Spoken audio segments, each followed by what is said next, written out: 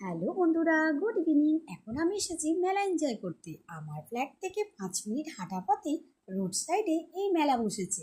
মেলাটা ছোট হলেও মেলায় কিন্তু অনেক স্টল দিয়েছে। দেখো, বড়দের ঘরোয়া জিনিসপত্র থেকে শুরু করে বাচ্চাদের। হ্যালো বন্ধুরা, গুড ইভিনিং। এখন আমি এসেছি মেলা এনজয় করতে। আমার ফ্ল্যাট থেকে 5 মিনিট হাঁটা পথে রোড সাইডে এই মেলা বসেছে। মেলাটা ছোট হলেও মেলায় কিন্তু অনেক স্টল দিয়েছে।